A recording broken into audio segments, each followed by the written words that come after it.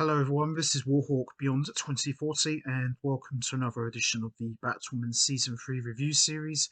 And today I'm going to be talking about episode 2, Loose Tooth, which I've just finished watching. And this was a really good follow-up to the Season 3 premiere, where we saw the live-action Arrowverse debut of not only the Mad Hatter, but also Renee Montoya as well. And that was good, strong way to kick off the brand new season of Batwoman. And as we saw at the end of the season premiere, Renee Montoya has forced Batwoman to work with Alice, and they have to work together to basically retrieve all of Batman's missing trophies and return them to their rightful place. So that was a very interesting way to close the season premiere, and also the revelation that Renee Montoya knows that Batwoman is really Ryan Wilder. So, as I said, that was a great way to kick off season 3. And in this episode, we saw the live action Arrowverse debut of Killer Croc, or at least a version of the Killer Croc character. And for those of you who are already familiar with that name, Killer Croc is, of course, one of the main heavy hitters of the Batman Rogues Gallery, and I thought they did a really good job in showcasing the Killer Croc villain to the fullest.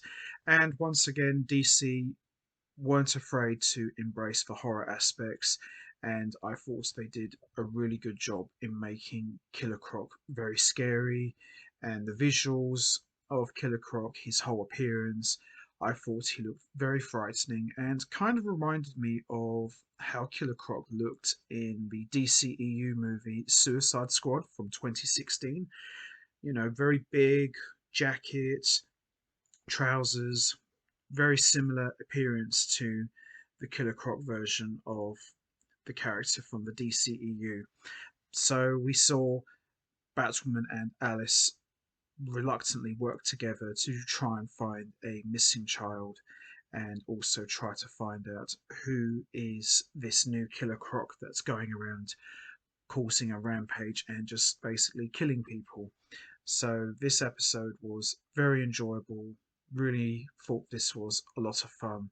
And once again, Rachel Scarsden continues to own every single scene that she's in as Alice.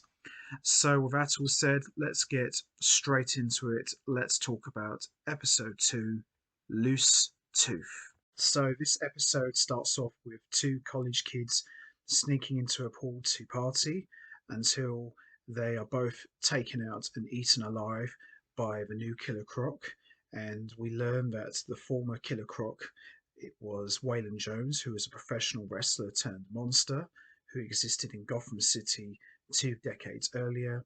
And Batman tried to find a cure for his skin condition ailment before the GCPD eventually took him out. So I thought this was quite interesting that we learned about the original Killer Croc's backstory, and we also learned about what actually happened to him as well, and why we haven't seen him in the Arrowverse. So I thought that was really good. We also see Alice is released from prison, ready for her assignments that she's been employed by Renee Montoya. And Renee tells Ryan that if Alice breaks the conditions of her sentence, Ryan Wilder will also be arrested for her vigilantism as Batwoman. Meanwhile, we see Jada Jet arrives at Wayne Enterprises, waiting to meet with Ryan. Now, also in the season premiere, Sophie revealed to Ryan that Jada Jet is really her mother, and does she actually want to meet her? It was quite interesting. So, learning the revelation that Jada Jet is actually her mother, and Ryan wrestling with the fact that she has to pretend she's the CEO of Wayne Enterprises was quite an interesting moment because Ryan knows that Jada Jet is her mother, but Jada Jet doesn't know that Ryan is her daughter. So that was a very interesting moment. So we see Sophie tells Ryan that Jada is her birth mother, and Ryan decides that she doesn't want her in her life. And during the meeting, Jada accuses Ryan of corporate espionage for the hack that took place at Wayne Enterprises and warns her to stay out of her business. We then see Batwoman and Alice track Killer Croc into the sewers as Alice continues to antagonize Ryan over Jada being her birth mother. They then meet the father of the new Killer Croc, who is really a young boy named Stephen, who was exposed to Killer Croc's tooth while on a fishing trip. Stephen's father begins to torture Batwoman with a shock device to prevent her from hunting his son, but Stephen intervenes and eats his dad alive instead. Ugh. Alice uses the shock device to disable her ankle bracelet and escape, and she briefly hesitates after finding a young girl who went missing is one of Killer Croc's victims, but decides to leave her anyway and says to her, "You'll thank me for this one day, and the only person who can save you is yourself." It's quite interesting, really, because you know that Alice is a villain, but you know deep down that Beth Kane wants to come out and do the right thing. So it's quite an interesting story arc that they've put Alice on. So I'm wondering if whether she will eventually redeem herself and join the Bat team. But time will tell, really. We also see Luke introduces Mary to the AI version of Lucius Fox in hopes of figuring out the problem with the Batwing suit. Mary performs a medical examination on Luke and his heart starts to race and he almost kisses her. Can't say I blame him. I mean, Mary Kane is really, really good looking. Luke decides to override the suit's failsafe, which Mary disagrees with, but she lets him go out on the field anyway. We then see Luke as Batwing corners Alice and they fight, with Batwing injecting nanobots into Alice that will prevent her from escaping. Meanwhile, Batwoman manages to stop the new Killer Croc and turns Alice back to Renee Montoya, who takes her back to Arkham. We then see the next day, Ryan tells Sophie that she's still struggling with why her own mother Jada abandoned her, and Sophie suggests going to Jada for answers. Mary tells Luke that the Batwing suit is detecting the emotional pain from his gunshot injury, and that although he is physically healed, the mental scars haven't. It's understandable. We then see Renee opens the vial of poison ivy vines and discovers that it's fake, revealing to her colleague that she previously encountered the real ivy vines, and if they are still out there, God help us all. And then we see right at the very end of the episode, Ryan meets with Jada and reveals that she is her daughter. And that's how we end episode 2.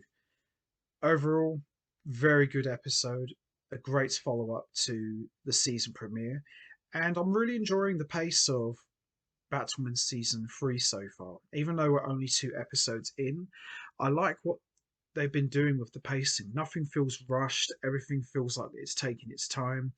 I thought they did a great job with the new Killer Croc, as I mentioned at the beginning. And Batwoman and Alice actually working together is very interesting. And you know Alice can't be trusted. But it's going to be very interesting to see how this is all going to play out. But we know that Poison Ivy is set to make her debut in the Arrowverse, which I'm very much looking forward to seeing how they're going to handle her. And I like what they've done with Renee Montoya. She's a no nonsense, hard nosed cop. So I'm looking forward to seeing more of her. And Batwing, need to see more, but I'm liking what they're doing with him. So overall, this was a good, solid episode, and looking forward to seeing how all of this is going to play out. So that's going to be it from me. I am going to wrap this up now. What's your thoughts on episode 2 of Batwoman? Did you enjoy it?